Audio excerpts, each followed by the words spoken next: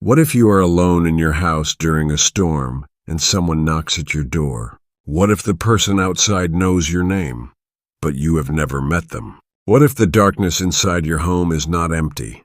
The rain in Blackwood, Oregon, did not fall in drops. It fell in sheets, heavy and relentless, turning the dense pine forest surrounding the small town into a wall of shifting black silhouettes. By 10:05 p.m., the gravel driveway of the Carter home was already pooling with water, reflecting the occasional violent flashes of lightning that split the Pacific Northwest sky. It was a classic two-story craftsman house, built in the late 1920s, featuring deep-set windows, creaking white oak floors, and a wraparound porch that usually felt welcoming. Tonight, however, nestled at the dead end of Whispering Pines Lane, the house felt entirely isolated from the rest of the world. Emily Carter sat at the heavy mahogany dining table, the glow from her laptop screen illuminating her sharp features and tired, focused eyes. At 24, she prided herself on her independence. When her parents and younger brother left early that morning for a weekend wedding in Portland, she had readily volunteered to stay behind, citing a mountain of remote freelance editing work that needed her undivided attention. The day had been blissfully uneventful. She had made a pot of coffee, listened to the steady rhythm of the autumn rain, and plowed through her assignments. But as night fell, the atmosphere shifted. The storm grew teeth. By 11:30 p.m., the wind was howling through the eaves, making the old timber framework of the house groan like a waking giant. Emily stretched, rubbing her temples, and glanced down at her iPhone lying next to her laptop. The battery icon bar was a thin, angry sliver of red, only 4% remaining. She reached into her bag for her charger, only to realize, with a sudden sinking feeling, that she had left it in her mother's SUV. Before she could even process the annoyance, a massive crack of thunder rattled the window panes, so violent that it vibrated through her teeth. Simmering blue sparks flashed outside the window, followed instantly by a deafening pop from the transformer down the street. The laptop screen died. The overhead chandelier flickered twice and plunged the room into absolute blackness. Emily froze, her heart taking a sudden hard leap against her ribs. The silence that followed the power outage was heavy, broken only by the furious lashing of rain against the glass. She reached blindly for her phone, tapping the screen. The faint light showed 3%. She quickly switched on the flashlight tool, casting a thin, shaky beam of white light across the dining room. Shadows elongated across the walls, stretching into grotesque shapes that seemed to move just beyond the edge of her vision. "Great," she muttered to herself, her voice sounding thin and foreign in the empty house. Just great. She decided to head to the kitchen to look for the emergency candles her father kept in the drawer by the sink. As she stepped out of the dining room and into the central hallway, the floorboards beneath her feet felt ice cold. She took 3 steps before she stopped. Thud. Thud. Thud. The sound came from directly above her. It sounded like heavy, deliberate footsteps walking across the master bedroom floor. Emily held her breath, her phone light trembling against the staircase banister. She told herself it was just the house settling under the immense weight of the wind, or perhaps a heavy tree branch scraping against the roof. But the rhythmic pattern of the sound didn't match a random branch. It had weight. It had intention. Then came the sound of a door slowly swinging open, its ungreased hinges letting out a long, agonizing whine that echoed down the stairwell. It was the linen closet door upstairs, a door that always stayed shut because its latch was broken. Emily's throat went dry. Her intelligence wrestled with her rising panic. She was alone. The doors downstairs were locked. She had checked them himself before dinner. Yet as she stood at the base of the stairs, another sound joined the chorus of the storm. A soft, rhythmic tap. Tap. Tap. against the glass of the kitchen window at the back of the house. She turned away from the stairs, her pulse quickening, and walked toward the kitchen.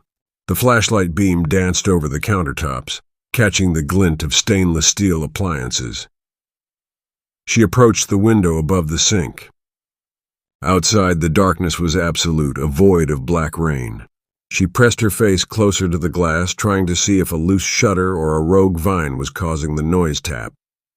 A pale human hand slammed against the outside of the glass, its fingers splayed wide. Emily shrieked, dropping her phone. It rolled under the kitchen table, its beam projecting a stark triangle of light across the linoleum floor. She scrambled backward, her breath coming in ragged gasps, her back hitting the refrigerator. Her heart hammered so violently she could hear it in her ears. She forced herself to crawl forward, grabbing the phone, and aimed the light back at the window. There was nothing there. Only streaks of rainwater running down the glass like tears. Before she could calm her breathing, the phone in her hand vibrated violently, a shrill ringtone cutting through the gloom. The screen displayed a low battery warning, covering the incoming number, which read simply, "Unknown." With trembling fingers, she swiped to answer, pressing the cold glass to her ear. "Hello? Mom? Dad?" There was nothing but heavy static on the line, a rushing sound like wind tunnels.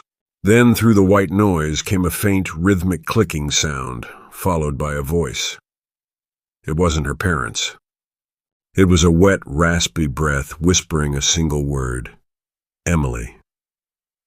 The phone screen went completely black. The battery was entirely dead. The sudden finality of the dead phone hit her like a physical blow. She was completely cut off. No light, no communication, miles from the nearest neighbor, and surrounded by a forest that felt increasingly hostile. She stood in the dark kitchen, the phone clutched to her chest like a useless plastic shield, trying to rationalize what she had just heard. A prank? A cross-line error? How did they know her name? Knock, knock, knock. The sound shattered the silence, coming not from upstairs or the windows, but from the heavy oak front door at the end of the hallway. It was 3 loud, authoritative raps that echoed through the entire house. Emily stood paralyzed.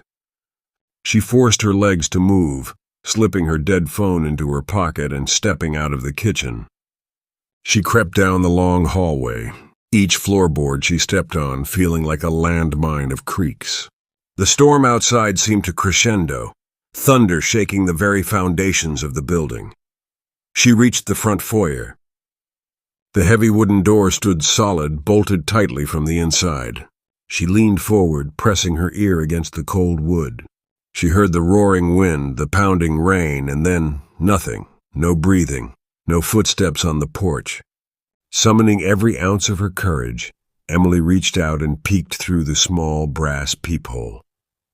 The porch was illuminated only by the intermittent flashes of lightning. The wicker chairs sat empty. The porch swing swayed violently in the wind, its chains creaking. There was absolutely no one there. She let out a long, shuddering breath, resting her forehead against the door.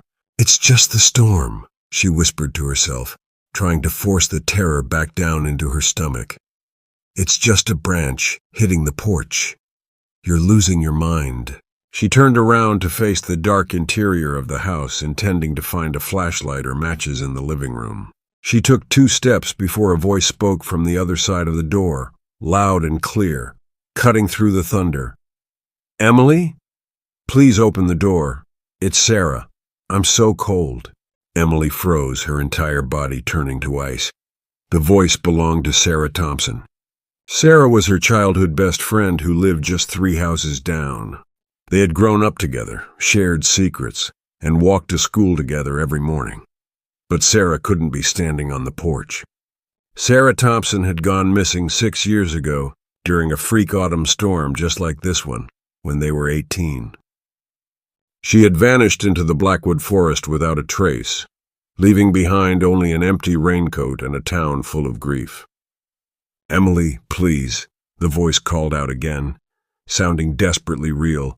trembling with cold and fear. They're coming for me. Let me in. Emily's mind fractured between grief, shock, and primal terror. She spun around, staring at the door. Her hand hovered over the deadbolt. Every instinct screamed at her to open it, to save her long-lost friend. But then, a chilling detail caught up with her brain. The voice sounded exactly like Sarah did when she was 18. It hadn't aged a day, and more importantly, the peephole had been empty just seconds ago. Another flash of lightning lit up the foyer through the transom windows above the door. For a fraction of a second, the light cast a shadow through the frosted glass panels on either side of the door. It wasn't the shadow of a young girl. It was a massive, distorted shape, with unnaturally long limbs that reached up toward the top of the frame. Emily stumbled backward, away from the door, a sob tearing from her throat. Whatever was standing on that porch, it wasn't Sarah. She turned and bolted into the living room, her bare feet sliding on the area rug. She needed to hide. She needed a weapon. She needed to understand what was happening. She backed into her father's study, a small wood-paneled room off the living room, and slammed the door shut, locking it. The study was dark, smelling of old paper and wood smoke. Emily collapsed against the desk, her breath coming in ragged heaves. She groped around the desktop until her hand brushed against a heavy brass paperweight. She gripped it tightly, her knuckles turning white. As she tried to steady her breathing, she noticed a faint, flickering light coming from the corner of the room. It wasn't lightning. It was a dull, greenish glow emanating from behind the large bookcase that lined the back wall. She approached it cautiously, the brass paperweight raised. The bookcase, usually pushed tight against the wall, was sitting slightly askew, a gap of a few inches revealing a hidden space behind it. Emily had lived in this house for 10 years, and she had never known this gap existed. She placed her hands on the heavy oak shelving and pulled. With a heavy scraping protest, the bookcase swung outward on concealed hinges, revealing a narrow, dark passage built into the dead space between the study and the old chimney flue. The greenish light was coming from a small battery-operated camping lantern, sitting on a dusty wooden floor inside the hidden room. The space was tiny, barely large enough for a person to sit down, but it wasn't empty. Emily stepped inside, the air thick with the smell of mildew and ancient dust. The lantern illuminated a small wooden crate, used as a makeshift table. Resting on top of the crate was a collection of items that made Emily's stomach violently turn. There were dozens of photographs pinned to the wooden studs of the wall. Every single one of them was of Sarah Thompson. Some were school photos that had been stolen from the local high school yearbook, but most were candid shots taken from a distance. Sarah walking in the park, Sarah sitting on her porch, Sarah sleeping in her own bedroom, photographed through a window. In the center of the crate lay a faded, leather-bound journal. Emily's hand shook so violently she almost dropped the paperweight as she reached out to open the journal. The pages were covered in cramped, frantic handwriting, dating back to 1974. She flipped through the early pages, her eyes scanning the entries. October 12th, 1974. The house hums tonight. The girl in the woods is watching again. She calls herself Clara. She wants to come inside. She promises the storm will never end if I let her in. November 3rd, 1974. I built the space behind the study. It's the only place she can't see me. I can hear her mimicking my mother's voice at the front door. It's not my mother. My mother died 3 years ago. Emily flipped toward the back of the book. The ink became more chaotic, the pages smeared with what looked like dried blood. October 18th, 2020. It has been 40 years since Clara took the first one. Tonight, another storm comes. I saw the neighbor girl, Sarah, walking home. I tried to warn her, but Clara was already using my voice to call her into the yard. I watched from the window as the dark shape swallowed her. The house belongs to Clara now. We are just guests she hasn't eaten yet. The journal belonged to Arthur Vance. the eccentric old man who had owned the house before Emily's parents bought it at a foreclosure auction. He had died in a psychiatric facility a year after they moved to town. Emily felt a tear slip down her cheek, hot and terrifying. The mystery of Sarah's disappearance wasn't a cold case run by a human predator. It was something far worse. The house itself was a trap, a hunting ground for a supernatural entity that fed on the town during the autumn storms, using the voices of the dead and the missing to lure its victims into the dark. Suddenly, the camping lantern flickered and died, plunging the hidden room into pitch blackness. The temperature in the small space plummeted instantly, turning Emily's breath into white plumes of mist. An oppressive, suffocating weight settled over her chest. Creak, creak, creak. The floorboards directly outside the hidden room, inside her father's study, began to groan. Someone, or something, was walking around the desk. Emily pressed herself against the back wall of the hidden passage, holding her breath until her lungs burned, her eyes wide in the darkness. Through the gap in the bookcase, she heard a sound that made her blood run cold. It was the sound of pages turning. The entity was in the study, flipping through the very journal she had just been reading. Then the turning stopped. A voice drifted through the gap. It wasn't Sarah's voice anymore. It was her own voice. It sounded exactly like Emily, perfect in tone and inflection, but it was hollow, lacking any human warmth. Emily. Her own voice whispered from the darkness of the study. You shouldn't have looked in the book. Now we look exactly alike. Panic, pure and instinctual, took over. Emily surged forward, slamming her body against the back of the heavy bookcase. It swung outward with a loud bang, crashing into the study desk. She didn't look back to see what was standing in the shadows. She scrambled over the fallen furniture, bolted through the study door, and ran into the living room. The house had changed.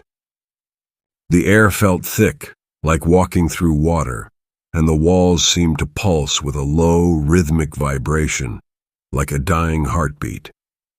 The storm outside had reached a terrifying crescendo.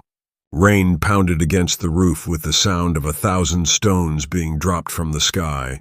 Emily ran toward the back door that led to the kitchen patio, intending to break the glass and run into the forest. Anything was better than staying inside. But as she entered the dining room, she stopped dead in her tracks. The dining room table was no longer empty. Sitting in the chairs around the table were 3 figures. They sat perfectly still, their backs straight, their heads bowed. In the dim, ambient light of the storm, Emily could see they were wearing the clothes her mother, father, and brother had worn when they left that morning. Mom? Emily choked out, her voice cracking, her bravery entirely shattered. Dad? Slowly the 3 figures turned their heads toward her in unison. Their movements were jerky, unnatural, like marionettes being yanked by invisible strings. As the lightning flashed, Emily saw their faces. They had no features. Where their eyes, noses, and mouths should have been, there was only smooth, pale skin, stretched tight over bone. They opened their blank faces, and a chorus of voices, her mother's laughter, her father's deep tone, her brother's teasing voice, blended together into a horrific, discordant scream that filled the room. Emily screamed back, a sound of pure psychological horror. She spun around and sprinted back toward the front foyer. The entity wasn't just outside. It had infected the house entirely, pulling images from her mind, her memories, and her fears to break her sanity before the final kill. She reached the front door and grabbed the deadbolt, throwing it back. She yanked the door open, ready to face the torrential rain and the black woods. But there was no porch outside. When the door swung open, it revealed only a wall of solid, impenetrable black darkness. The rain was gone. The wind was gone. There was only a void, and standing in the center of that void, a few feet from the threshold, was a figure. It was Emily. The double stood there, wearing the same jeans, the same oversized sweater, her hair damp from the humidity. But the double's eyes were entirely black. No whites, no irises, just two pools of midnight. It smiled, a grin that stretched too wide, revealing too many teeth. "Where are you going, Emily?" the double asked, its voice a perfect echo of her own. "The storm is inside now. You can't leave yourself." The double stepped forward, crossing the threshold into the house. Emily stumbled backward into the foyer, her mind spinning, the boundaries of reality completely collapsing around her. She looked up at the staircase. It was the only place left to go. She turned and sprinted up the stairs, her feet pounding against the wood as the sounds of footsteps, dozens of them, began to climb up after her from the darkness below. She reached the top landing, her vision blurring with tears and exhaustion. She ran into the master bedroom, the very room where she had heard the first footsteps hours ago. She slammed the heavy wooden door shut, throwing her weight against it, and slid the old brass bolt lock into place. The room was freezing. The French doors leading to the second-story balcony were wide open, the curtains whipping violently in the wind, letting the torrential rain soak the hardwood floor. Emily backed away from the door, her eyes fixed on the bolt lock.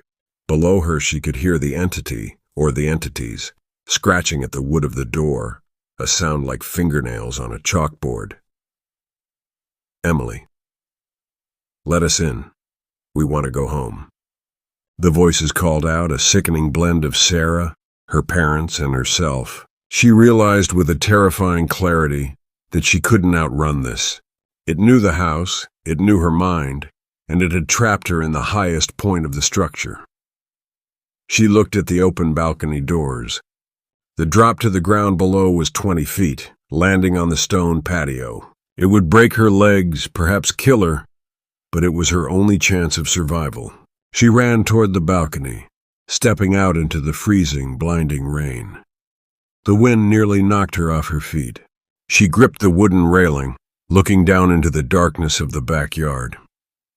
Suddenly, the scratching at the bedroom door stopped. The silence that followed was heavy, suffocating. Emily turned back toward the bedroom. The bolt lock was still in place.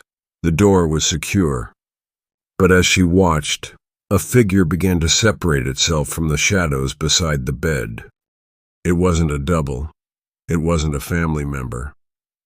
It was the true form of the entity. It was a shifting, amorphous mass of absolute blackness, taller than the ceiling, its edges blurring into the air like ink in water. Within the mass,